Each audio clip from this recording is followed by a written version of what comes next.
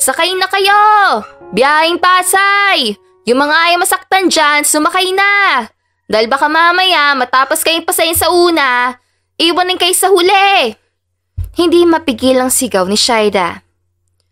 Ang dami mo namang alam, miss. Padaan, sasakay ako. Napalingon si Shaira na marinig ang naging tugon ng isang lalaki.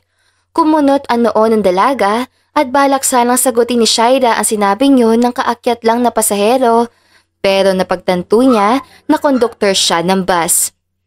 Kaloka to. Nang babara. Nagbibigay lang naman ako ng trivia. Pero, ang gwapo niya ha? Ay, makapagtrabaho na nga lang para makarami ng pasahero. Inabala ni Shaira ang sarili sa pagkokonduktor sa bus. Nakarami naman siya nang napasakay roon. Pausog na lang po ng kaunti mga mamap sir. Pasensya na. Nagmamadali din kasi ang iba kaya kahit puno na, handang ipagsiksikan ng sarili, wag lang iwanan. Pinatabi ni Shaira ang ilan at pinausog pa sa dulo ang mga nakatayo. Ang bitter mo naman, miss. Wala ka sigurong love life. Muling sumingit ang lalaking nanguna kay Shaira kanina noong bagong sakay pa lang. Hindi ako bitter, sir. Ganito lang talaga kami mga konduktor. Kasama ito sa trabaho namin. Kahit wala akong love life, mahalagang may matino akong trabaho. Kinuha ni Shaira ang mga bayad ng mga bagong sakay, tsaka siya nagbigay ng ticket sa mga taong nakabayad na sa kanya. Okay, sabi mo eh. Maya-maya pa, biglang promeno ang driver ng bus kaya napasubsob si Shaira sa matimpunong dibdib ni Kiefer. Napaupo sa kandungan ng lalaki ang dalaga, halos mamilog naman ang mata ni Shaira sa gulat at pagkabigla sa nangyari. Sorry! Bigla kasing promeno si Manong Austin. Sige. Napatitig si Kiefer sa magandang mukha ni Shaira. Kahit na kasi medyo morenang itsura nito, litaw ang karisma at alindog ng dalaga. Dahil may magandang katawan, bagamat nakasuot ng pangkonduktor na damit, nagmistulang modelo. Napalunok si Kiefer na mapatitig sa malahazelnut na mata ng babae, pababa sa matangos itong ilong hanggang sa makipot na mamula-mulang lapi. Hello sir, pwede po ba akong tumayo? Nakakailan tong peso natin. Pinagtitinginan na rin tayo ng mga pasahero. Sorry, miss. Malakas na naitulak ni Kiefer si Shaira sa sobrang kahihiyan tsaka lumingon sa bintana. Halos mamula ang tenga ng lalaki, samantalang aligaga si Shaira sa pag-ayos ng tayo at asikasuhin ang mga pasahero. Makalipas lamang ang ilang minuto, pumara na si Kiefer at hindi na silang muling nagkita pa ni Shaira. Nagpatuloy ang biyahe na maghapon na yun at kinagabihan naman, umuwi na ang dalaga sa kanilang bahay. Nay, Tay, andito na po ako. Nagmano si Shaira sa mga magulang at agad niyang napansin ang pagod sa mga mukha ng kanyang nanay at tatay. Napatingin na lang ang dalaga sa hawak na pera at inabot sa kanyang nanay Felicidad. Nay, ito ang 800 na kinita ko ngayong araw sa pagkokonduktor. Pandagdag natin sa pagkain at pangbayad sa tubig tsaka sa kuryente rin. Nahihiyang tinanggap ng nanay ni Shaira ang pera at nagpasalamat sa anak. Samantala, dumiretso si Shaira sa kanyang kwarto para magpalit ng pangbahay na damit. Nagpasya siyang huminga muna sa kama habang nakatingin sa kisame. Napaisip ang dalaga kung magpapalit na siya ng trabaho dahil sobrang nahihirapan na ang kanyang mga magulang. Mas malaki ang sahod ng katulong kumpara sa konduktor. Bagamat malaki ang sahod ko rito, kulang pa yon dahil namamasahe pa ako pa uwi. May natira lang akong pera kanina, kaya nagkasya at hindi ko nagalaw ang sinahod ko sa araw na ito. Ano kaya kung mamasukan akong katulong? Sa sobrang pagod ni Shaira, mabilis siyang nakatulog.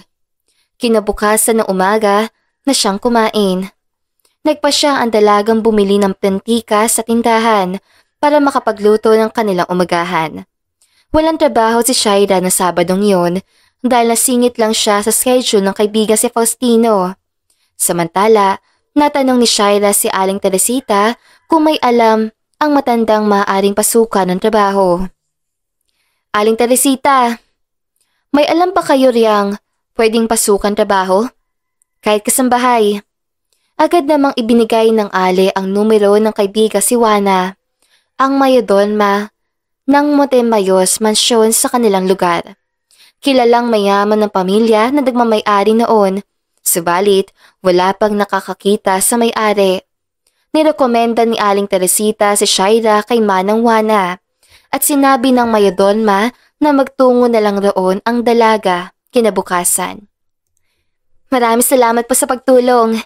Tatawagan ko na lang po itong numero ni Manang Juana kapag nandoon na ako. Maraming salamat po, Aling Teresita. Masayang naglakad pa uwi si Shaira para magluto ng kanilang umagahan. Sabay-sabay silang kumain ng kanyang nanay at tatay. Pagkatapos kumain, sumama si Shaira sa kanyang ina maglaba. Samantala, maaga naman siyang nag-asikaso. Dala ang biodata at mahalagang requirements patungo sa mansyon. Makalipas lamang ang ilang minuto, nakarating si Shaira sa mansyon at sinalubong na mayodolma. Magandang araw po, Manang. Ako po ito, si Shaira, yung nirekomenda ni Aling Teresita. Pagkasabi noon ng dalaga, agad siyang inasikaso at tinuruan ng mga dapat gawin. Ipinaliwanag rin ang mga bagay na hindi niya dapat gawin sa loob ng mansyon, lalo na sa kwarto ng amo. Agad nakapagsimula sa trabaho si Shaira sa mansyon. Habang tumatagal, nagugustuhan na ng babae ang kanyang mga ginagawang paglilinis. Ayos rin pala. Kapag wala ang amo namin, hindi makalat, kaya hindi masakit sa katawan maglinis. Buong maghapon naglilinis at gumagawa si Shaira ng gawaing bahay. Wala namang naging problema dahil nakakasundo niya ang mga kasamahan sa mansyon. Tumagal si Shaira sa trabaho niya ng 8 buwan hanggang sa isang gabi. Dumating ang amo niyang si Kiefer. Lasing na lasing ang gwapong binata at si Shaira ang nautusang mag-asikaso sa kanya. Hala, kaya ko kaya? Walang magawa ang dalaga nang itulak na mayodolma. Sumunod siya sa utos ng matanda. Nagdala si Shaira ng bimpo at maligamgam na tubig sa kwarto ni Kiefer. Halos manlaki naman ang mata ng dalaga nang makita ang lalaki na kasalamuha niya noon sa bus. Ikaw? Ikaw ang amo namin? Hindi makapaniwalang saad ni Shaira habang pinagmamastan ang nakapikit na amo. Marahan niyang pinunasan ang mukha ni Kiefer pababa sa leeg nang hawakan ng lalaki ang kanyang kamay. Sir, bakit po? Anong ginagawa mo? Umalis ka dito! Hindi po pwede eh. Inutusan ako ni Manang Juana na linisan kayo. Kasambahay ka rito? Halos manlabo ang mata ng binata habang pilit inaaninag ang mukha ni Shaira. Sobrang lasing na lasing kasi si Kiefer, kaya hindi siya namukhaan ng binata. Samantala, ipinagpatuloy ni Shaira ang pagpupunas ng katawan nito. Bahagyang nahawakan ni Kiefer ang katawan ng dalaga kaya napaatras bigla si Shaira. Sakto namang kumalat ang nakakaakit na pabango ng kasambahay, kaya hinatag siya ni Kiefer. Bumagsak si Shaira sa ibabaw ng lalaki. Sir, anong gagawin mo? I will make you mine. Don't you want to be in my arms, Natulala si Shaira sa gwapong mukha ni Kiefer, lalo na magsimulang lumapit ang mukha ng lalaki sa kanyang mukha. Siniil si Shaira ni Kiefer na mainit na halik. Noong una, ayaw ni Shaira, kaya tinulak niya ang lalaki. Pero hindi nagpatinag si Kiefer at walang alinlangang nilaliman pa ang nakakaadik na halik. Nanghina ang tuhod ng dalaga dahil sa nakakalunod na halik ni Kiefer. Kalaunan, ginantihan ni Shaira ang kaparehong intensidad ang masarap na halik ng lalaki. I will make you the most happiest girl tonight. Would you mind if I ask your name? Shaira. Sir. Shaira. Let me do it with you. Sige lang, Sir Kiefer.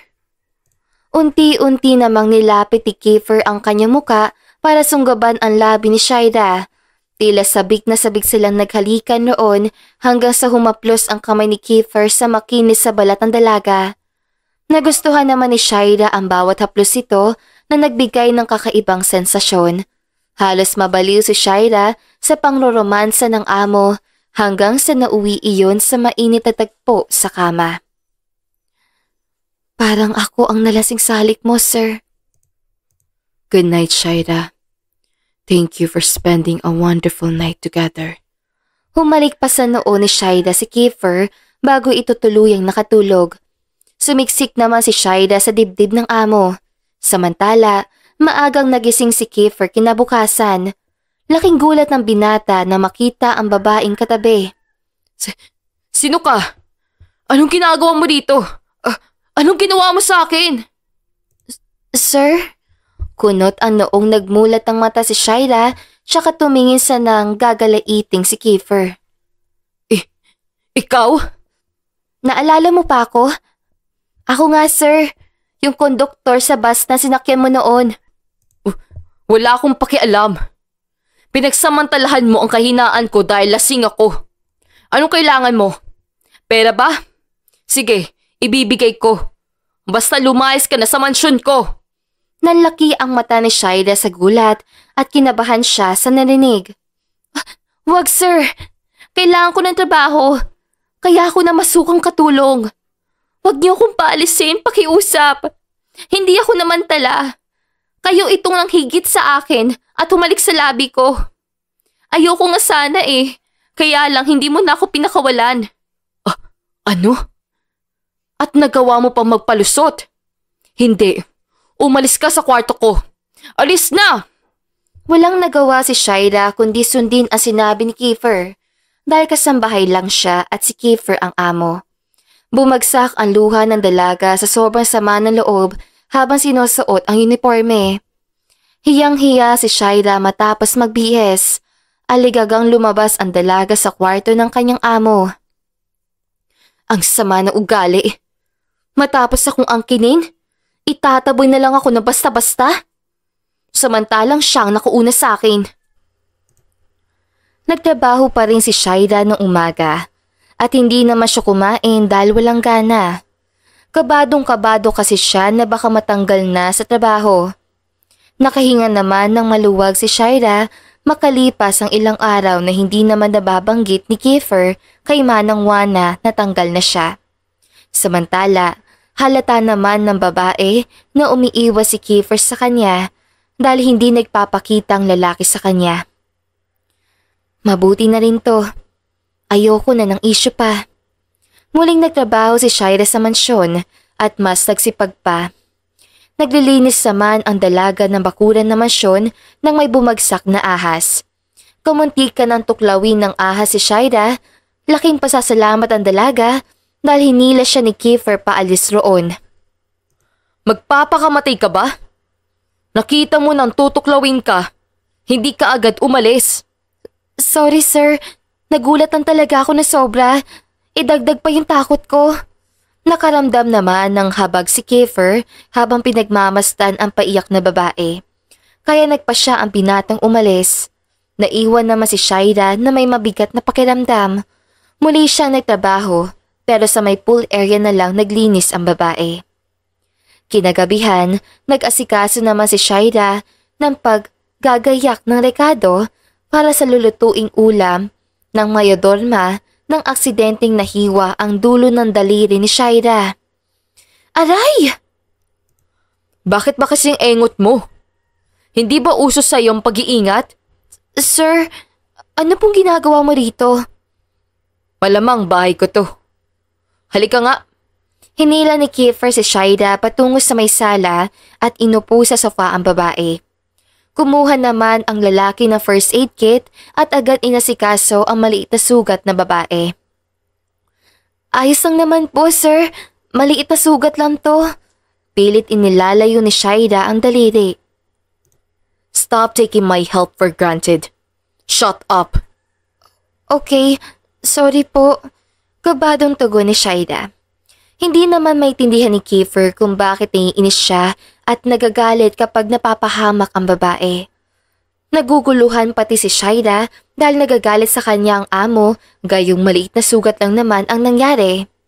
Makailang beses naman tinulungan ni Kiefer ang kasambahay kaya gumaan na pakiramdam ni Shaida sa amo. Isang araw, sinagip ni Kiefer ang babae nang mahulog si Shaida sa hagdan ng mansyon at saktong paakit na si Kiefer sa hagdan kaya siya ang sumalo at rumesponde. Ayos ka lang ba? Bakit bang lampa mo? Bakas sa mukha ni Kiefer ang pag-aalala. Hindi ko nga rin alam, Sir Kiefer. Nahihilo po kasi ako. Kaya siguro. Nahihilo? Maalwan nga ang trabaho niyo rito sa mansyon. Dahil wala namang masyadong lilinisin. Kaya nga po, sir. Hindi ko alam kung bakit. Basta sobrang hilong-hilo ako at walang ganang kumain. Baka naman dahil nagugutom ka o puyat. Kunot noong tanong ng lalaki. Hindi eh. Ewan ko ba? Napabuntong hiningang tugon ni Shaida. Nabahala si Kiefer sa naging sagot ni Shaida. Naisip ng lalaki na kaya ganoon dahil sa nangyari sa kanila noong nakaraan. Bahagya niyang inilayo si Shaida para magpatuloy sa pag-akyat ng hagdan. Halos mamutla naman ang mukha ni Kiefer. Paano kung mabuntis siya? Sobrang lasing na lasing ako ng gabing yun at wala pang maalala sa nangyari. Pero ako ang nakauna dahil may patak ng dugo sa kumot ng kama ko noon. Sir, may sinasabi ka po ba? Wala. Magtrabaho ka na. Sige po. Umalis si Kiefer patungo sa kanyang kwarto at naiwan naman si Shaida na pinapanood ang among maglakad palayo. Hindi niya mapigilang kiligin nang maalala ang pagliligtas si Kiefer sa kanya. Muli siyang bumalik sa trabaho. Samantala, lumipas ang mga araw na may kakaibang nararamdaman si Shaida at halos mamutla na ang dalaga. Napansin naman siya ni Kiefer kaya lumapit sa kanya ang binata. Anong nangyayari sa'yo? Sir, hindi ko na kayang pagsusuka ko. Tsaka lagi ako inaantok. Nagpatingin ka na ba sa Dr. Shaida? Umiling si Shaida kaya nagsalubong ang kilay ni Kiefer. Pasaway. Halika nga. Galit na humawak si Kiefer sa kamay ni Shaida. Labis ang kabang nararamdaman ng dalaga habang naglalakad sila patungo sa kotse ng binata. Agad silang sumakay sa kotse at dinala siya ni Kiefer sa pinakamalapit na hospital. Makalipas ang kalahating oras, nakarating sila sa private hospital. Agad namang inasikaso si Shaida ng nurse at doktor. Go. Sir, wala akong ipambabayad sa kanila. Who told you that you'll be paying? I am. Namula ang mukha ni Shaida sa hiya at mariing umiling. Hala, nakakahiya naman sir. Huwag na kaya. Huwag mo intindihin ang gastos. Unahin mo ang pagpapagamot. Ang kulit. Halos magsalubong ang kilay ni Kiefer habang nakatiti kay Shaida. Lalo namang kinabahan ang babae kaya hindi na siya nakipagtalo. Sige na nga. Nang sumala si Shaida sa laboratory test, labis ang kabang nararamdaman ng dalaga hanggang sa lumabas ang resulta. Hindi maaari. Halos mamutla ang mukha ng babae dahil positibo sa pregnancy test. Samantala, dahil si Shaida lang naman ang nasa loob, nagpasya ang babaeng wag muna sabihin kay Kiefer ang tungkol sa pagiging positibo niya sa pregnancy test. Kinakabahang lumapit si Shaida sa doktor. Dok, ihingi lang po sana ako ng pabor. Huwag niyo po sanang ipaalam muna sa kasama ko ang tungkol sa pagbubuntis ko. Hahanap pa ako ng tiyempo para sabihin kay Kiefer tungkol sa resulta. Pakiusap. Napabuntong hininga na lang si Dr. Romualdez at kalaunan marahang tumango bilang pagsang-ayon. Nagpasalamat naman si Shaida tsaka umalis. Itinago ng dalaga ang resulta ng laboratory test para hindi malaman na binata. Tara na. Mababa lang raw ang dugo ko. Tsaka dahil sa sobrang pagtatrabaho. Sigurado ka ba, Shaira? Oo naman, sir. Halika na. Kumain muna tayo sa restaurant bago umuwi. Huwag ka muna magtrabaho na magtrabaho. Sasabihin ko si Manang na iwasan ng pagbibigay sa iyo ng napakaraming gawain. Huwag ka rin magbuhat na mabibigat nang sa ganoon, hindi ka magkasakit. Mabuti na lang walang problema. Ang resulta, patingin. Mabilis sa humawak si Shaira sa kamay ng amo at hinila na si Kiefer palabas. Nagsalubong naman ang makapal na kiling na binata dahil doon. Naku, huwag yun ang tingnan, sir. Ganoon rin naman yun. Kailangan na natin bumalik. Baka pagalitan ako.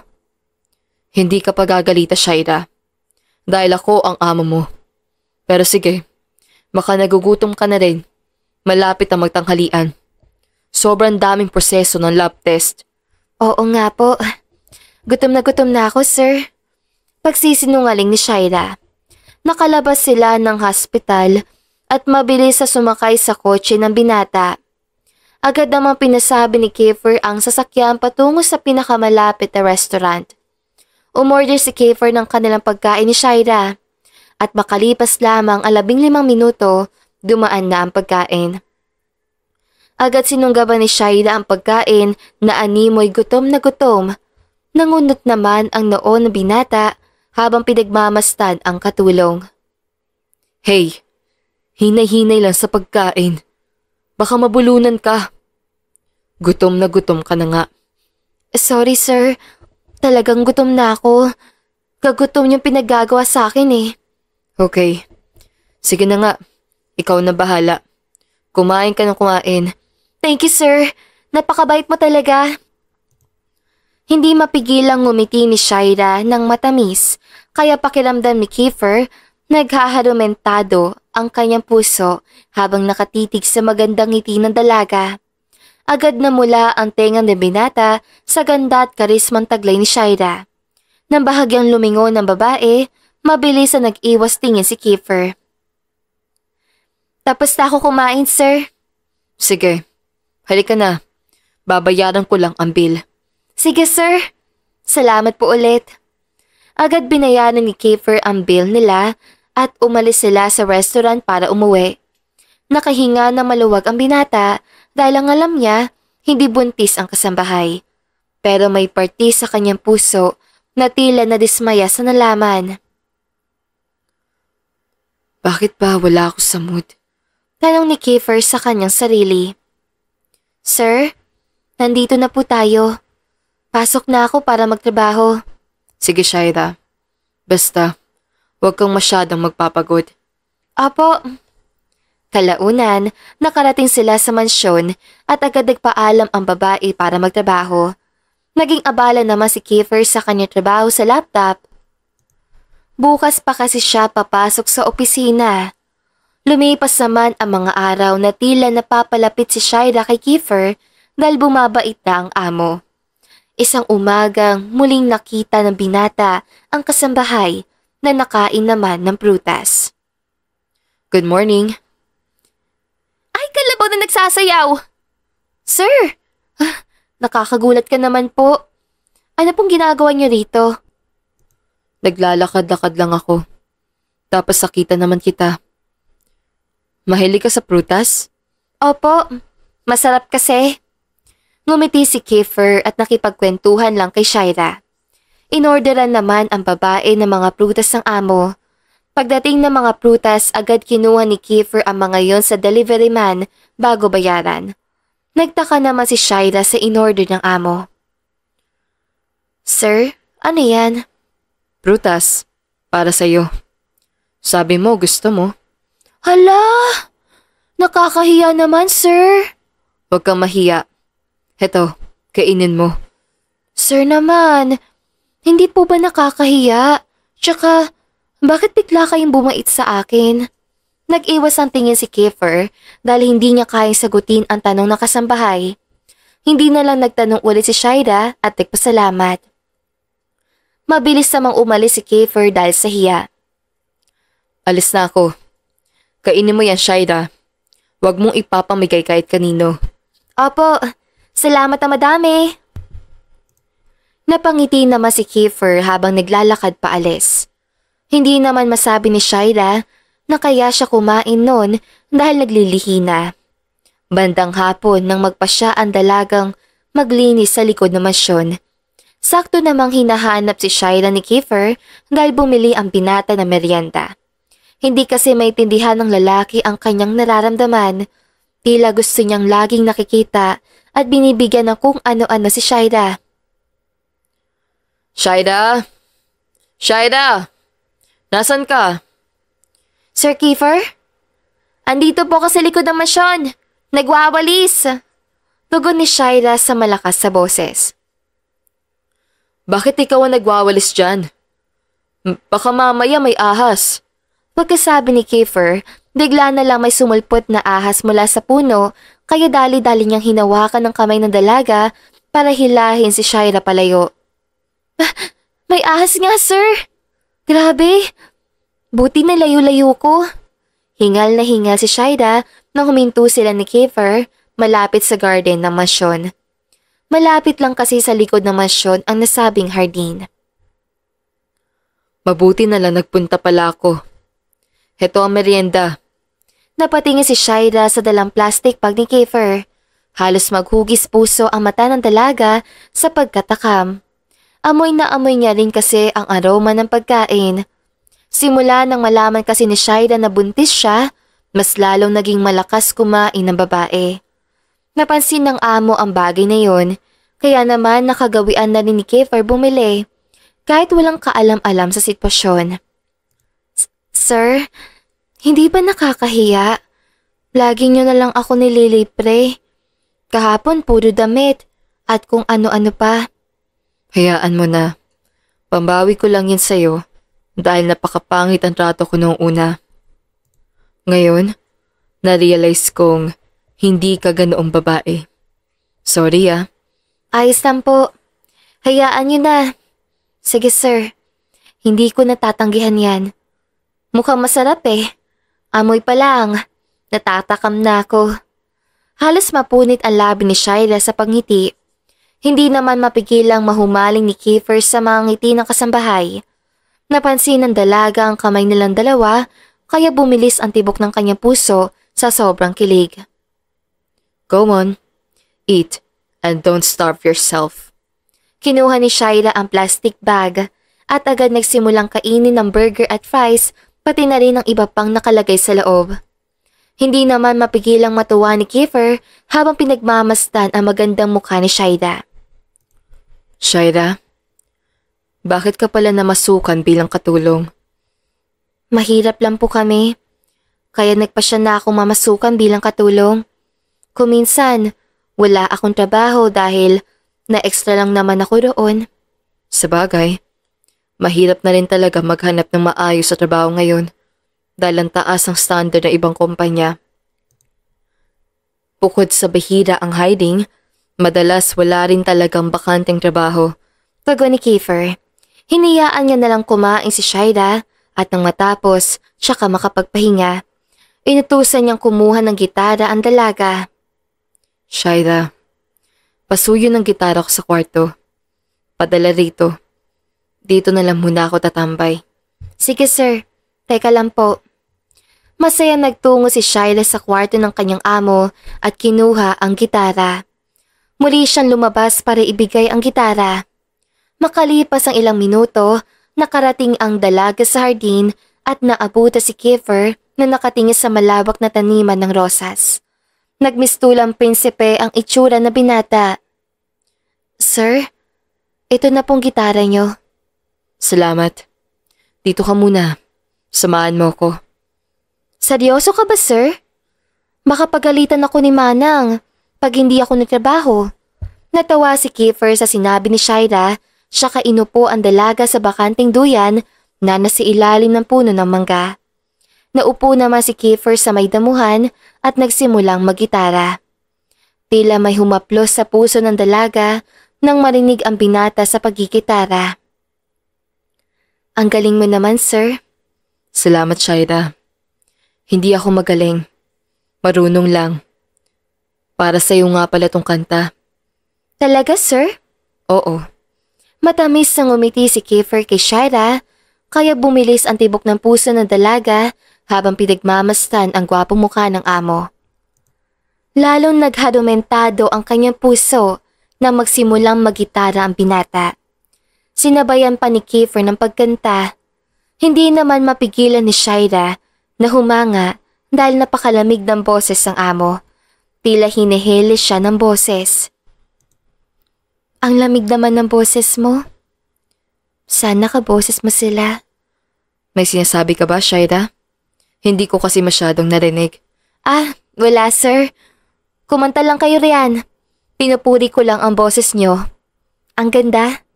Maraming salamat. At nagustuhan mo ang boses ko. Ngumiti lang si Shaira kay Kiefer. Pinagpatuloy naman na binata ang kanyang pagkanta. Nang matapos, napansin niyang natutulog ang dalaga kaya kinuha niya si Shaira tsaka sinandal sa puno. May kung ano sa puso ni Kiefer na naguudyot sa kanyang halikan ang labi ng kasambahay. Unti-unting lumapit si Kiefer at dinampi ang labi sa labi ni Shaira. Nababaliw na yata ako. Mabilis sa lumayo si Kiefer nang magmulat ang babae. Sir? Nakatulog pala ako. Nakakahiya. Ayos lang. Sige na, babalik na ako sa loob. Gawin mo na ang dapat mong gawin.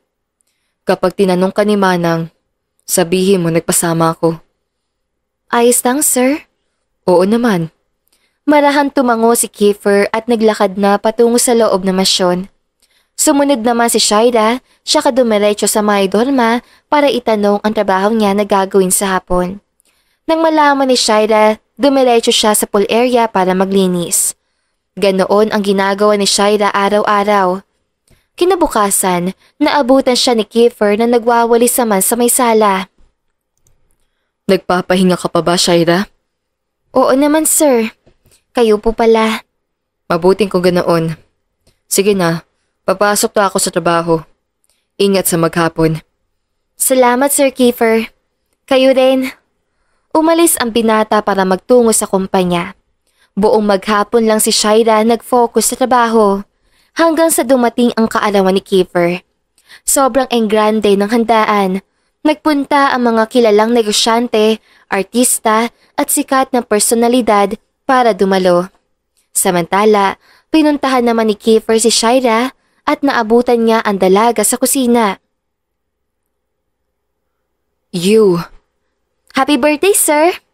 Ito palang regalo kong cake. Pasensya na kayo. Wala kasi akong budget pambili ng regalo. Nakita ko pa namang sobrang mamahalin ng mga gamit niyo. Nahihiyang yumuko ang dalaga at nilahad kay Kiefer ang chocolate cake. You did this cake, Shaira? Baka sa gwapong mukha ni Kiefer ang saya at kilig na nararamdaman. Sa talaan ng kanyang buhay, ngayon lang nakaranas ang lalaki na may mag-effort sa kanya na hindi galing sa binili lang o material na bagay. Mas na-appreciate kasi ng binata ang gaya ng ginawa ni Shaira.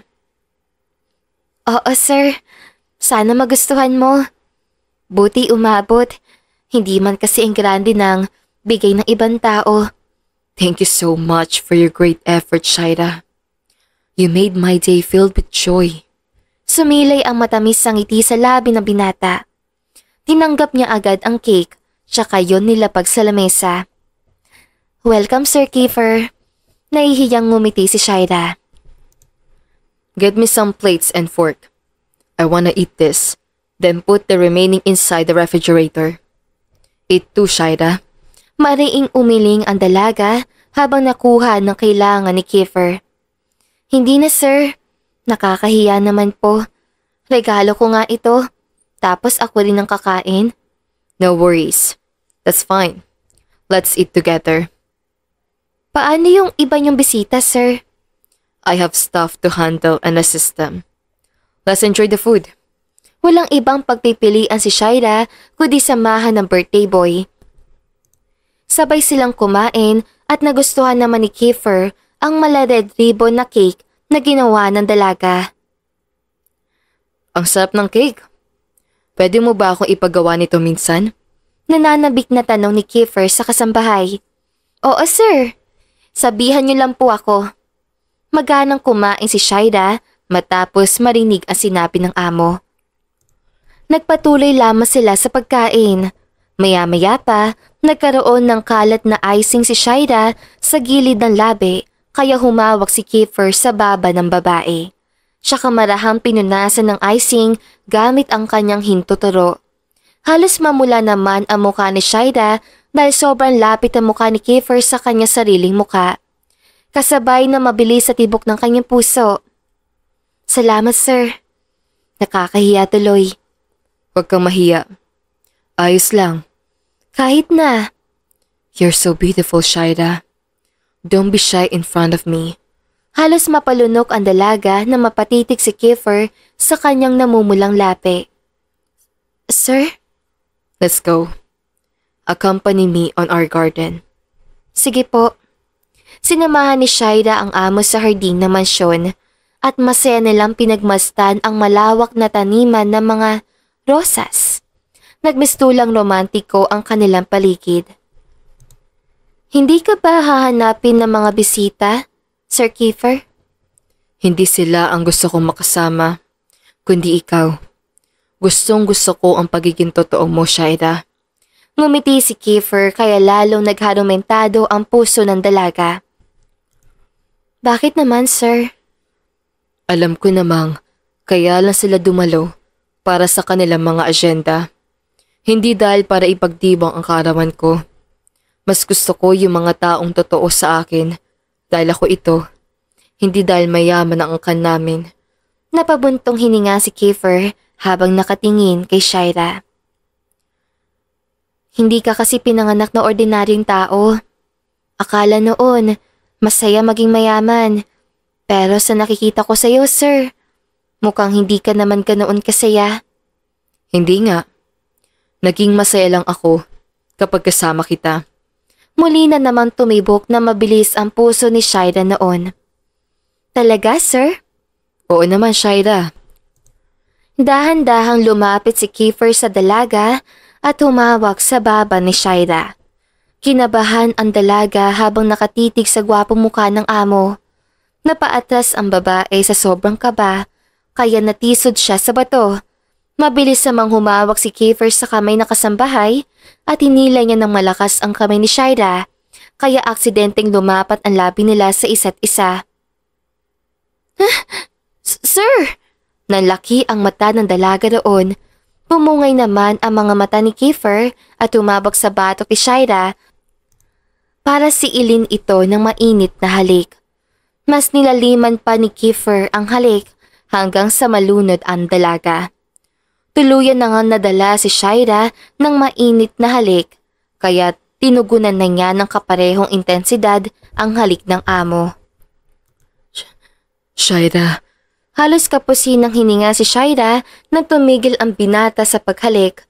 Sasagot na sana ang dalaga nang may dumating para sunduin si Kiefer. Pinapatawag daw kasi ng kanyang mga magulang. I'll talk to you later. Sige sir. Namumula ang mukha ni Shaira nang tumango siya. Umalis naman si Kiefer para puntahan ang mga magulang. Naging abala si Kiefer sa pag-aasikaso ng mga kamag-anak at napainom na rin kaya nawala na sa isip na kausapin ulit si Shaira. Sa paglimas naman ng mga araw, naging abala ang binata sa kumpanya dahil lumalakas ang hakot ng mga kliyente. Samantala, habang tumatagal, unti-unti nang lumalakian siya ni Shaira. Anong gagawin ko? Hindi ko na ito may tatago pa. Kailangan ko na siguro sabihin kay Kiefer. Paulit-ulit na napabuntong hininga si Shaira. Nagpa siyang magpunta ang dalaga sa sala kung saan naroon ang amo. Tila tumigil naman ang pag-ikot ng kanyang mundo nang makita ang magandang babaeng kausap ni Kiefer at mga magulang na binata. Kasama ng babae ang mga magulang at pinag-uusapan nila ang tungkol sa negosyo, pati na rin ang nalalapit na kasal. I want to marry Kiefer so we can expand our business, Mom and Dad. Seryosong suwestisya ni Claudine. Pero, Halos magsalubong ang kilay ni Kiefer dahil hindi siya pabor sa mangyayari na mga magulang. Subalit ayaw naman niyang direktahang isuwayin ang desisyon ng mga magulang. What, Kiefer? Don't you want it? Your business will make a good connection. Dagdag pa ni Claudine. hindi sa ganoon. Pero bakit kasi sa susunod na buwan na agad? Hindi pa nga tayo gaano magkakilala. Tapos gusto mo na ng kasal? Do we need it? We are marrying each other just for business.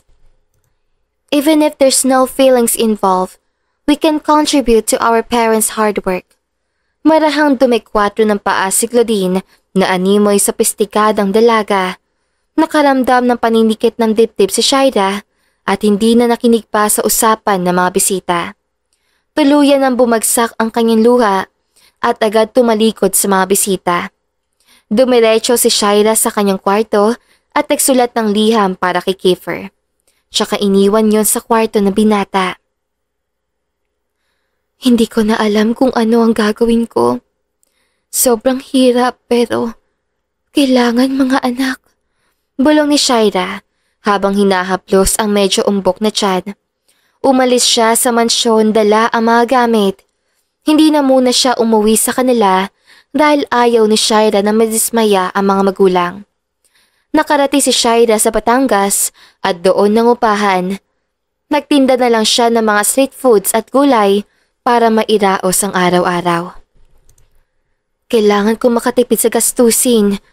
Magpapasa na lang ako ng requirements sa SSS at sa MSWD para wala akong bayaran sa ospital. Ginawa ni Shaira ang lahat sa loob ng ilang taon para sa triplets na anak. Ipinanganak niya ang mga kambal na mag-isa at walang ibang tulong mula sa pamilya tsaka mga kamag-anak. Dahil sa benepisyo na nakuha sa SSS at ayuda mula sa gobyerno, nagawang palakihin ni Shaira ang mga bata na pinangalanan niyang Kairos, Cade at Sean. Sa nakalipas sa 5 taon, lumaking masigla at mabait na anak ang mga bata. Mama, kami na po ang bahala ni Kairos sa pagtitinda ng mais. Nakangiting saan ni Cade. Oo nga, Mama.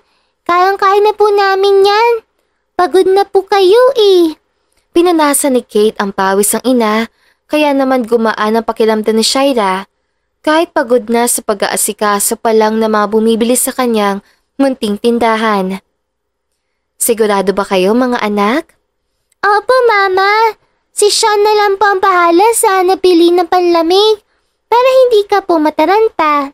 Nakangiting sabi ni Kairos. Oo nga, Mama. Kayang-kaya ko na po ito takalin. Nakangiting sagot ni Sean. Tila may humaplo sa puso ni Shaira habang pinagmamasdan ang triplets na anak. Napakatalino at napakabilis matuto ng mga bata. Habang lumalaki rin sila, nagiging kamukha nila ang gwapong ama. Bumilis ang tibok ng puso ni Shaira nang maalala si Kiefer. Pero nawala rin yon nang maalala ang nangyari at narinig ilang taon na ang nakalipas. Iniisip ni Shaira na baka ikinasal na si Kiefer kaya muli siyang bumalik sa realidad at inasikaso ang mga paninda. O sige na nga mga anak, basta huwag kayong mag-alangan magsabi kapag may problema ha? Opo Mama, tugon ni Sean. Pili na po kayo ng mais. Napakasarap po nitong panglaga. Murang-mura lang. Sigaw ni Kairos. Sinagundahan naman siya ni Cade. Pili na kayo ng mais sa halagang 70 pesos. Halos tumagsa ang mga namimili kay Shaira dahil naaawas sa mga bata. Ang ilan naman ay natouch at nahahabag dahil sa pagtulong ng mga triplets sa kanilang mama sa pagtitinda. Ang galing, Mama! Malapit na ma-sold at paninda natin, no? Isang plastic na lang po! Nakangiting sabi ni Cade. Oo nga, mga anak. Ang galing nyo, ah. Makakabili tayo ng maayos sa ulam mamaya dahil sa inyo. Masayang tugon ni Shaira. Yehey! Mama, fried chicken po. Kahit yung take 25 lang, Mama. Masayang suwestisyo ni Kairos. Oo anak, iyon na lang. Nagpatuloy sila sa pagtitinda. Hindi naman akalain ni Shaira na may magvi-video sa kanila at agad in-upload sa Facebook. Sumikat ang video dahil viral ang kasipagan ng triplets. Samantala, abala si Kiefer sa trabaho nang may mag-notif mula sa kanyang Facebook account. Ilang taon na rin siyang naghahanap kay Shaira. Ang kasal nila ni Claudine ay hindi natuloy dahil busy siya sa trabaho. Shaira? Bumilis ang tibok ng puso ni Kiefer na makita ang viral video na mag-iina, lalo na mapagtanto niya ang pagkakahawig sa 3 bata na kasama ni Shaira sa video. Binasa ni Kiefer ang nakasulat na caption at nalaman niyang anak ng babae ang mga yon. Agad siyang nakomento sa video at tinanong ang lokasyon ng nasabing lugar para magbigay ng tulong. Makalipas naman ng ilang minuto, nag-reply ang nag-upload. Pupuntahan kita. Ang tagal na panahon kitang hinanap, Shaira. Mas lalong may dahilan ako na huwag magpakasal kay Claudine. Alam kong walang ibang lalaki sa buhay mo kundi ako. Tanging ako lang ang nakuuna sa'yo. Pagkausap ni Kiefer sa Shaira na nasa video. Agad niyang kinuha ang susi ng kotse at nagtungo sa Batangas para puntahan na mag-iina. Inabot si Kiefer ng kinabukasan ng umaga sa sobrang layo ng nasabing lugar. Habang tumatagal ang biyahe, napuno na matinding kaba at pananabik ang puso ni Kiefer. Huminto siya sa harap ng bahay nila Shaira, kung saan nangungupahan na mag-iina. Kaya lang, wala siyang naabutan roon dahil pinalayas ang mag-iina ng may-ari dahil hindi nakabayad sa upa. Nasaan na kaya kayo? Buong pag-aalalang tanong ni Kiefer. Sa sobrang galit ni Kiefer sa may-ari, inutusan niya ang tauhan na humanap na maaaring anomalya sa may-ari ng paupahang bahay. Nalaman ng binata na may malaking utang ang may-ari kaya pinarusahan ni Kiefer para magtanda. Samantala, nagpa siya si Kiefer magrenta sa pinakamalapit na hotel matapos maghanap sa buong lugar ng Lemery. Pero wala siyang makitang Shaira. Bukas ko na lang silang hahanapin. Maagang nakatulog si Kiefer sa sobrang pagod. Samantala, naging palaboy ang mag-iina at wala silang magawa kundi manglimos. Habag na habag si Shaira sa triplets na anak, pero naubos na ang pera nila dahil nakabili na sila ng pagkain. Nagpatuloy ang kanilang panlilimos dahil walang natanggap kay Shaira at wala rin siyang malapitan. Isang gabi, habang natutulog sa kalye. Tao po. Sino po si... Hindi na naituloy ni Shaira ang sasabihin dahil pagbukas niya ito ng pinto, bumungad sa kanya ang gwapong Kiefer na patagal na niyang hindi nakikita. Shaira, matagal na panahon kitang hinanap. Mabuti at nakita na kita ngayon. Kiefer, anong ginagawa mo rito? Umalis ka na! Shaira, anong nagawa ko? Bakit ka nagagalit? Bakit ko umalis noon na walang paalam? Isasara na sana ni Shaira ang pintuan na biglang iharang ni Kiefer ang braso. Natulala ang babaeng nang maipit ang braso ng dating amo. Agad binuksan ni Shaira ang pintuan. Aray! Ayos ka lang ba? Bakit pa kasi hinarang mong braso mo? Nag-aalalang tanong ni Shaira. Alam ko sasarahan mo ko at hindi mo ko kakausapin. Punong-puno ng katanungan ng aking isipan sa biglaan mong pag-alis. Ilang gabi at taon na kong hindi makatulog kakaisip sa'yo. Biglang bumilis ang tibok ng puso ni Shaira. Nagsasalita na sana ng babae na bigla siyang kalabitin ni Cade. Mama! Mama! Kissing! Nananaginip ka po! Cade? Dahan-dahang iminulat ni Shaira ang mga mata mula sa pagkakatulog. Napalingon siya sa paligid. Ganoon na lang ang sama ng loob niya dahil muli niyang naalala si Kiefer. Kung nandito lang sana siya, baka hindi namin nararanasan ang lahat ng ito. Matatanggap kaya niya mga bata? Bulong ng babae. Mama, may sinasabi ka po. Tara na po, manlimos. Nagugutom na lang po si Kairos at Sean, Mama. Nahabag si Shaira sa mga anak habang pinagmastan ang mga ito. Mabilis sa tumulo ang kanyang luha at agad yung pinunasan. Tara na po, Mama. Yakap ni Cade. Tumango si Shaira tsaka sumama sa mga bata papuntang mall. Mas marami kasing tao roon.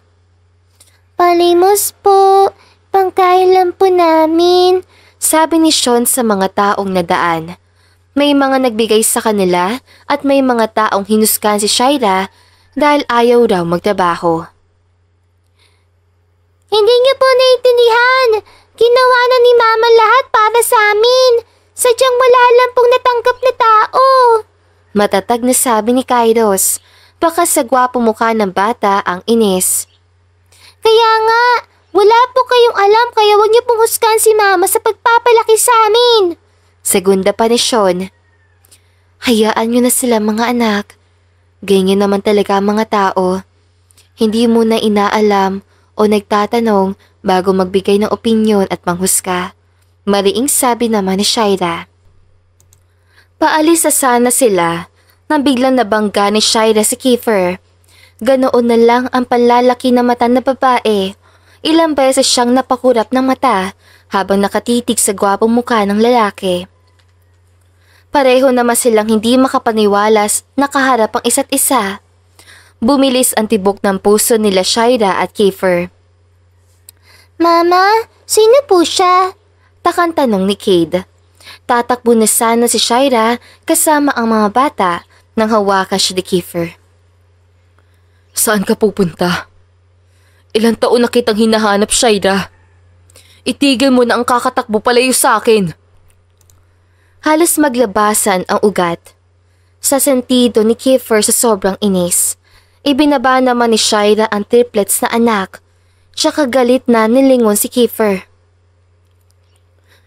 Bakit mo ko hinahanap? Alam mo ba ang dahilan kung bakit ako umalis, ha? Dahil sa'yo. Akala ko ba mag-uusap tayo?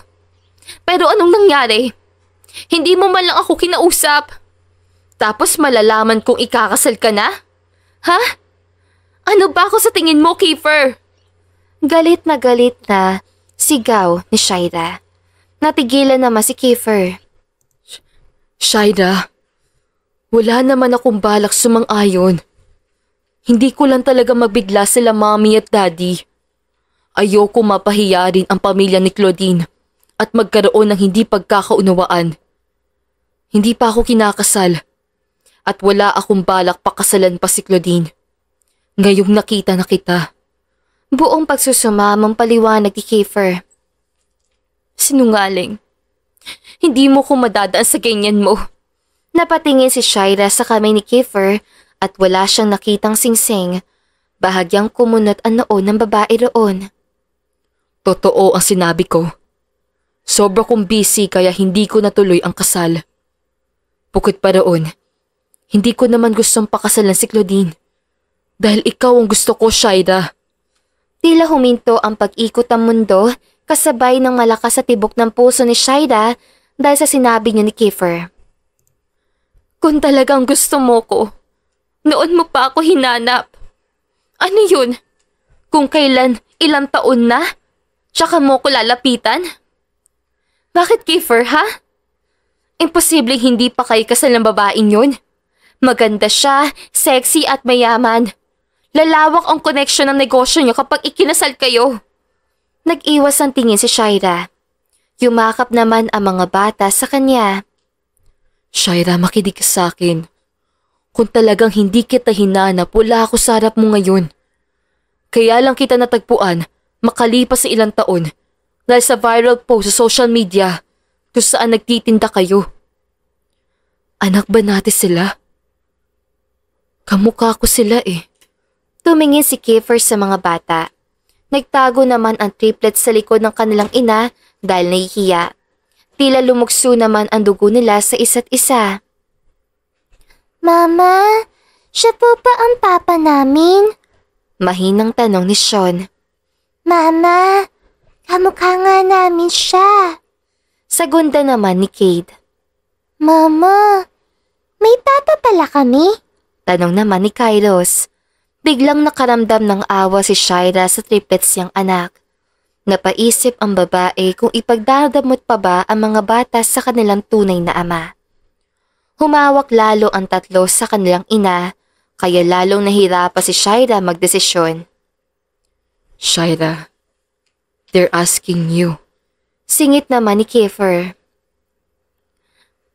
Oo mga anak, si Kiefer ang iyong ama. Sa loob ng ilang taon wala akong naging ibang lalaki. Nag-focus ako sa kung paano kayo palalakihin. Bahagyang yumuko si Shaira at yumakap naman sa kanya ang triplets. Nahabag si Kiefer sa nasaksihan, kaya naman mabilis siyang tumakbo at yumakap sa mag-iina. Wala siyang pakialam kung madungis, amoy araw at hindi na mawari ang itsura ng apat. Ang mahalaga, natagpuan niya na sila. Ipinangako ni Kiefer sa sarili na babawi at taayusin ang kanilang pamilya. Sumama na kayo sa akin sa mansyon. Bubuuin ko ang pamilya natin. Hindi ako papayag na lumaki kayong ganyan. Patawad, Shaira, kung hindi agad kita kinausap. Pasensya ka na dahil inuna kong kumpanya. Hindi mo rin naman ako masisisi dahil hindi ka nagsabi na buntis ka na sa kanila. Bahagyang lumayo si Kiefer. Bakit ko sasabihin? Kung ang makikita ko at maririnig ng araw na yun ay tungkol sa kasal nyo ng babaeng yun. Inis sa tugon ni Shaira. Hindi ko naman akalain na pupunta sila sa bahay. Tsaka, ilang taon na sila. Isang beses lang may nangyari sa atin. Ibig sabihin nun, noong nagpunta tayo sa hospital, positibo ang resulta sa lab test. Tsaka sa PT, halos magsalubong ang kilay ni Kiefer sa napagtanto. Oo, sorry. Wala akong lakas ng loob sabihin sa'yo tungkol sa pagbubuntis ko. Lalo na at alam kong nagalit ka sa akin noong una. Inakala mo pa ngang sinamantala ko ang kahinaan mo. Nakairap na sabi ng babae. Nagsusumamo naman ng itsura ni Kiefer. Sorry sa nasabi ko noon. Hindi mo naman ako masisisi. Kahit sino magugulat kapag nagising kang may katabi kayong alam mo sa sarili mong umuwi kang lasing at walang kasama. Hanggang sa unti-unti ko naalala yung nangyari sa... Tinakpan ni Shaira ang bibig ni Kiefer at pinandilatan niyang lalaki. Tama na. May mga bata tayong kasama. Inalis naman ni Kiefer ang kamay na babae, tsaka huminga ng malalim. Alam ko. Oo na. Hindi mo naman kailangan takpan ang bibig ko. Ang hirap tuloy huminga. Reklamo ni Kiefer. Sorry. Ano? Sasama ka ba sa akin? Ang mga bata, Kiefer.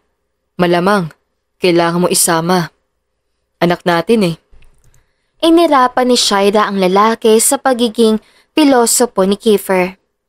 Sige, para sa mga bata. Sagot ni Shaira habang karga ang dalawa. Kinuha naman ni Kiefer si Sean. Dumiretso sila sa kotse ng binata at agad na sumakay. Pinaandar naman ng lalaki ang kanyang kotse patungo sa mansyon. Makalipas ang halos ilang oras sa biyahe, nakarating sila sa mansyon ni Kiefer. Muling kinarga ng lalaki ang mga anak. Hinayaan niyang si Kate ang kargahin ni Shaira. Magpahinga na muna kayo ng mga bata. Mamaya na ako maligo. Kumain pala muna tayo. Nagpahanda ako ng marami para sa salo-salo natin. Nakangiting sabi ni Kiefer. Talaga po, Papa? Masayang tanong ni Kairos. Oo anak, bubusugin ko kayo. Hindi lang ngayon, kundi araw-araw. Nakangiting ginulo ni Kiefer ang buhok ni Kairos. Maya-maya pa, Nagpunta na sila sa kusina para doon kumain. Wow! Ang daming pagkain! Mangha ang mukhang sabi ni Kairos. Sinagundahan naman ito ni Cade. Oo nga! Sa wakas, makakakain na rin ng masasarap! Masiglang saad ng bata.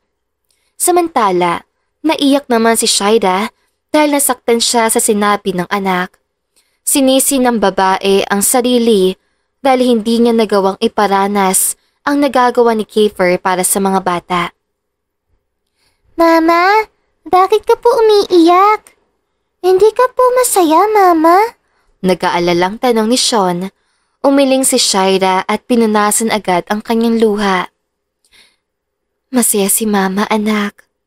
Kaya lang kasi, naaawa ko sa inyo at sa sarili ko dahil hindi ko kayo nagawang bigyan ng maayos sa buhay kumpara sa nabibigay ni Kiefer sa inyo. Malungkot na tugon ng babae. Sorry, Mama. Hindi naman po gano'n ang ibig ko sabihin. Masaya lang po ako na makakakain na tayo ng maayos. Alam naman po namin na malaki ang hirap niyo at ginawa mo ang lahat para lang sa aming magkakapatid. Singit ni Kairos. Marahang ngumiti si Shaira sa anak at niyakap ang bata. Huwag mo nang isipin yun, anak. Naiintindihan ko naman bilang mama niyo. Hangad ko kung ano ang makakabuti sa inyong tatlo. Sagot naman ni Shaira. Niyakap niya rin ang triplets. Mabilis sa humalik ang mga bata sa kanilang mama. Huwag ka na magselos, Mama. May mga tao talagang pinanganak mayaman at mayroon rin na mahirap. Kaya naiintindihan po namin na sitwasyon.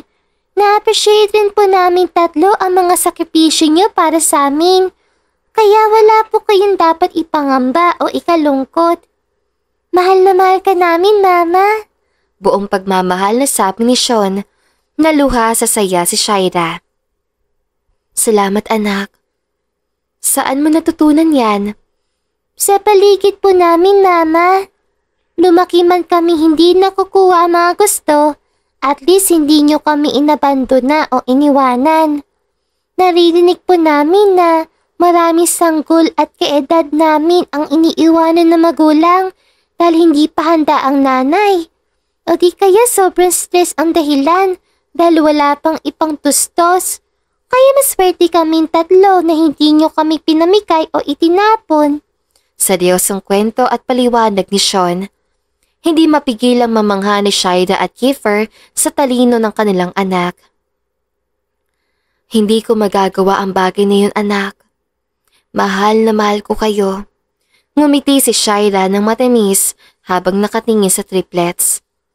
Naawa naman si Kiefer dahil napagtanto niya, lalo na hindi mangyayari yon kung kinakausap niya na agad doon si Shaira. Nahirapan patuloy ang babae, pati ang kanilang mga anak. Babawi ako, mga anak. Hindi ko akalain na nag-e-exist kayo dahil hindi naman umamin na mama niyo na buntis sa pala. Pareho kami nagkamali at wala akong balak manisi. Gagawa na lang ako ng paraan para mabuo tayo tsaka maayos natin ang ating pamilya. Buong pagmamahal na paliwanag ni Kiefer. Napagtanto naman ng mga bata na nagkamali rin talaga si Shaira na kanilang mama sa pagtatago ng katotohanan. Sige po, Papa. Pagbibigyan po kita. Tugon ni Sean. Ako rin. Total, di mo naman kami inabandona at ipinagpalit. Handa kaming tanggapin ka, Papa. Segunda ni Cade na sinang-ayunan naman ni Kairos. Yumakap naman ang triplets sa kanilang ama.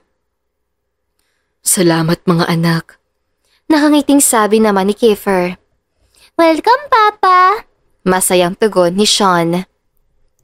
Tara na. Kumain na, mga anak.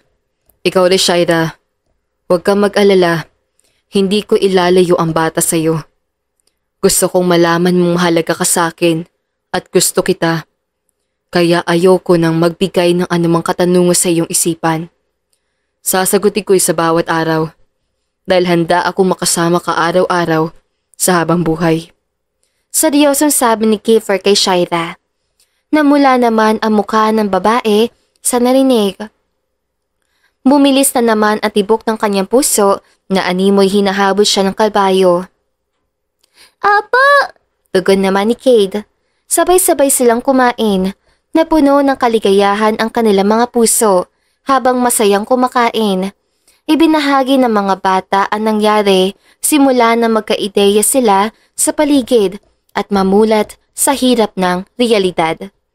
Nilingon naman ni Kiefer si Shaira. Shaira, masaya akong napalaki mo ang mga anak natin na maayos. Matamis na ngumiti si Kiefer sa babae. Oo, kailangan. Ayokong gumaya sa iba na handang pabayaan ng anak o iwan ang anak. Tipid na ngumiti si Shaira roon. Matapos naman nilang kumain, nagpasya na si Shaira paliguan ang mga bata. Pagkatapos maligo ng triplets, pinatulog na muna ni Shaira ang mga bata. Samantala, makalipas sa ilang minuto, agad nakatulog sila Cade, Kairos at Sean. Pumasok naman si Kiefer para kausapin ang babae. Shaira, mag-usap tayo. Seryoso ang mukhang saan ni Kiefer. Sige, sa labas na tayo mag-usap. Naunang maglakad si Kiefer palabas at sumunod naman si Shaira sa kanya. Nakarating sila sa sala. Naupo si Kiefer at Shaira sa magkaibang upuan. Gusto kong humingi ng tawad dahil nakaranas ka na sobrang hirap dahil sa nangyari. Kung hindi mo sana narinig o nakita yun, kung sana nagkausap tayo para may dahilan ako sa pagtutol at hindi ko na kailangang idahilan ang pagiging abala sa trabaho. Sana sabay natin pinalaki ang triplets at hindi nila naranasan ang matinding hirap. Pero sobra akong proud sa iyo dahil nakaya mo at hindi mo sila pinabayaan. Babawi ako, Shaira. Pinagsalikop ni Kiefer ang kamay. Bumawi ka sa mga bata kahit hindi na sa akin. Hindi. Totoo ang sinabi ko. Gustong gusto kita. Wala akong ibang babae na gustuhan ng ganito kundi ikaw. Yung panahon na hinalikan kita, maamin na ako sa'yo. Pero nagkaroon naman ng aberya dahil marami akong inasikaso at nakalimutan ko na. Ngayon ko lang napagtanto na lahat ng oras mahalaga. Walang dapat sayangin. Kaya pahalagahan ko na ang bawat sandali. Simula ngayon na nakita ko na kayo. Tumayo si Kiefer at tumapit kay Shaira. Humawak ang binata sa kamay na babae. Inilayo naman ni Shaira ang kamay pero hindi pumayag si Kiefer at pilit humawak sa kamay ng babae. Sa tinagal-tagal kong maghintay na makasama ka muli, makabawi sa mga nasayang na sandali. Sa tingin mo ba hayaan pa rin kitang lumayo, Shaira? Nagsusumamo ang mga mata ni Kiefer, kaya bumilis ang tibok ng babae. Aminado siyang kanina pa kinikilig sa mga sinasabi ng dating amo. Pero pilit niyang itinatago ang sayang nararamdaman sa kanyang puso. Sobrang sama ng loob ko, Kiefer, nang umalis ako. Lalo na at pakiramdam ko wala kang pakialam kaya hindi mo ko hinanap. Inisip ko rin na kasal ka na. Kaya mahirap para sa akin ang tanggapin ka ng basta-basta. Nag-iwas ang tingin si Shaira. Kaya naman iniharap ni Kiefer ang mukha ng babae sa kanya. Tumingin ka sa mga mata ko. Tatanungin kita. Paano kung bumawi ako? Paano kung handa akong panagutan ka at yayain ka ng kasal? Papayag ka ba? Bumilis na naman ang tibok ng puso ni Shaira.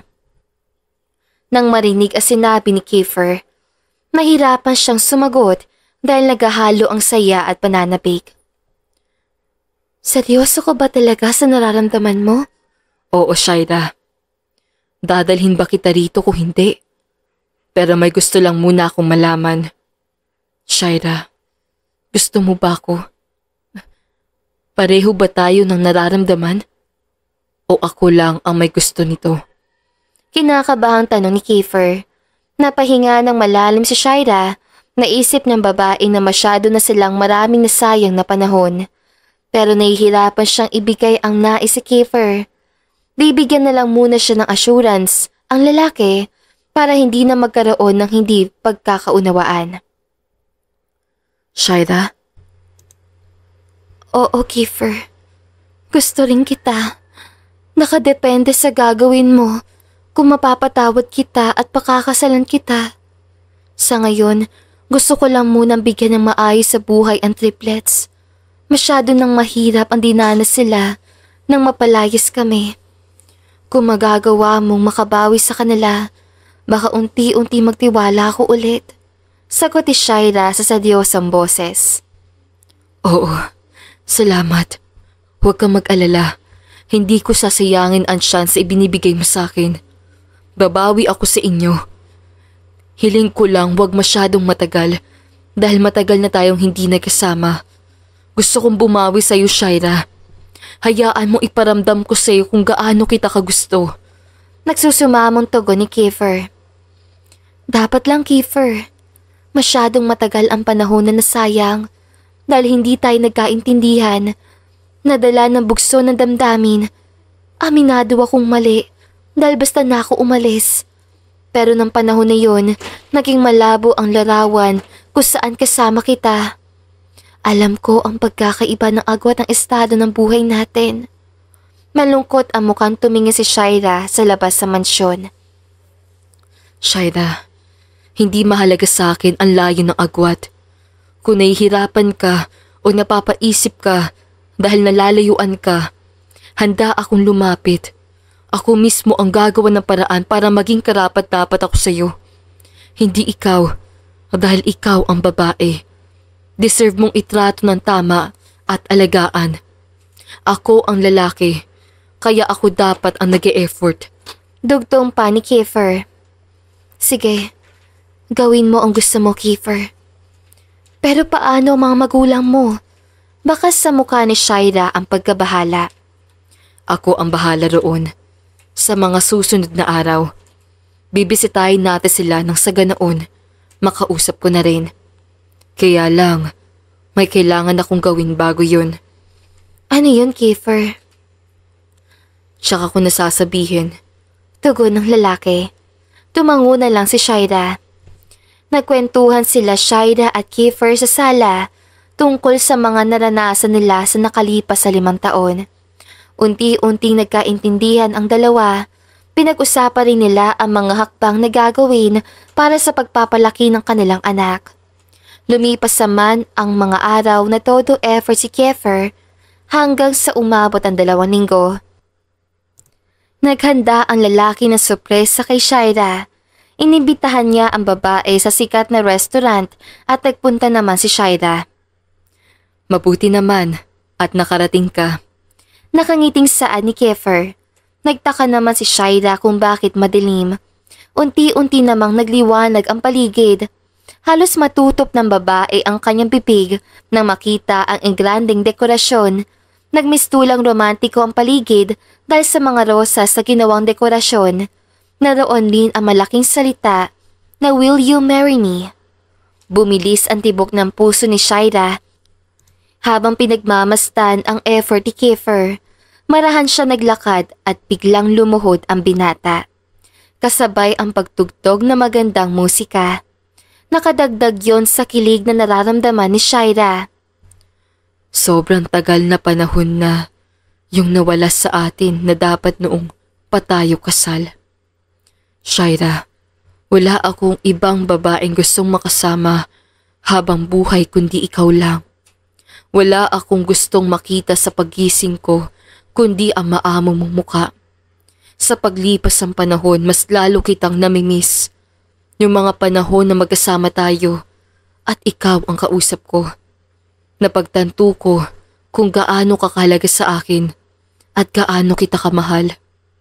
Shaira, tatanungin kita, handa ka bang makasama ako habang buhay?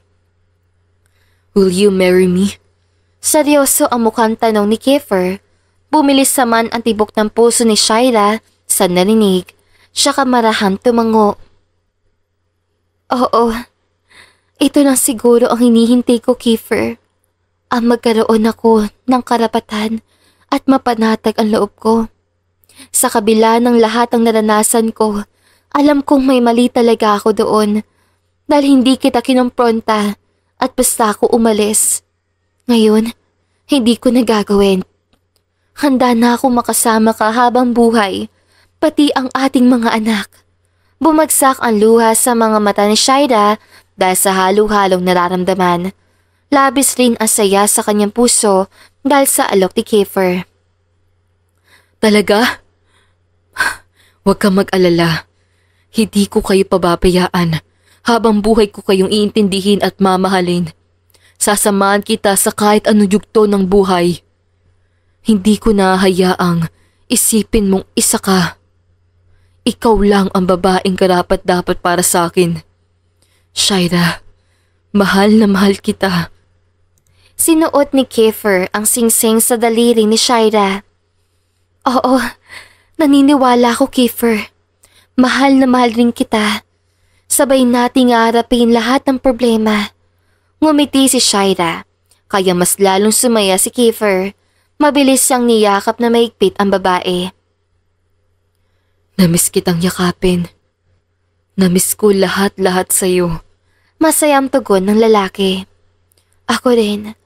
Palagi ko nga napapaniginipan na siguro kung kasama ka namin, hindi kami makakaranas ng halos walang makain o matulugan. Oo, dahil hindi ko hahayaang maranasan yung 4 yun hanggat nabubuhay ako. Siniil ng mainit na halik ni Kiefer si Shaira hanggang sa tumugon ang babae sa kaparehong intensidad. Makalipas sa ilang minuto, sabay silang kumain at pagkatapos silang kumain, umuwi sila agad sa mansyon para sa triplets. Kaya lang, tulog na ang mga bata na makarating sila. Nagtabi si Shaira at Kiefer sa isang kama. Doon may nangyari sa kanila makalipas sa ilang taon. Muling ibinigay ni Shaira ang sarili sa fiancé at inangkin naman siya ni Kiefer ng paulit-ulit sa iba't ibang posisyon. Mahal na mahal kita, Shaira. Kahit habang buhay ko iparamdam sa'yo yun. Mas mahal na mahal kita, Kiefer. Bakas sa kanilang mga mukha ang labis na saya habang nag-iisa ang katawan. Sabay silang nakatulog na makaramdam ng pagod. Simula noon, mas naging maalaga si Kiefer sa mag-iina niya. Ginagalang niya rin sila Cade, Kairos at Sean sa kahit saang gustuhin ng mga bata. Binibilhan niya rin ang triplets ng gamit tsaka laruan. Sabay nilang inenroll ni Shaira ang 3 anak sa eskwelahan. Nakausap na rin ni Kiefer ang kanyang mga magulang, kaya ayos na ang lahat. Mabuti na lang at hindi ka na hinabol pa ni Claudine. Saad ni Shaira. Magkasama sila ni Kiefer sa mansyon na magulang ni Kiefer. Nakipaglaro naman ang triplets sa kanilang lolo at lola. Noong una, naggalit ang mga magulang ni Kiefer, pero kalaunan, lumambot rin dahil nakita ang triplets. Oo, nakatagpo na rin siya ng kanya. Mabuti na lang. Akala ko may hirapan pa ako. Tunay ngang napakabuti ng Diyos. Nakangiting tugon ni Kiefer tsaka yumakap kay Shaira. Oo, kaya nga palagi ako nagdadasal noon na sana maalis ko sa hindi magandang sitwasyon sila Kairos, Kate at Sean. Nakangiting saad ni Shaira. Lumipas ang ilang buwan, nakapaghanda na sila sa kanilang nalalapit na kasal hanggang sa dumating ang araw ng kanilang kasal. Kasama ang kanilang pamilya pati na rin ang mga magulang ni Shaira na tinulungan pala ni Kiefer noong lumayo siya. Pinuntahan ng binata ang mga magulang ni Shaira sa pag-aakalang naroon lang ang babae. Humingi naman na paumanhin si Shaira sa mga magulang at naintindihan nilang anak. Huwag kang kabahan. Hawak mo ang kamay ko. Nakangiting sabi ni Kiefer. Oo, hanggang ngayon kasi, hindi pa rin ako makapaniwala na sa wakas, ikakasal na ako sa lalaking pinakamamahal ko. Tugon ni Shaira, Sabay silang humarap ni Kiefer sa altar at pati na rin sa pare. Nagsimula naman agad ang seremonya sang kasal at nagpalitan ng pangako sa isa't isa ang dalawa. Ako, si Kiefer Montemayor, handang pakasalan si Shaira Elizalde para maging aking kabiyak at kapareha. Habang buhay ko siyang mamahalin, aalagaan, iintindihin at hindi ko iiwanan kahit anong mangyari. Mahal na mahal kita, Shaira.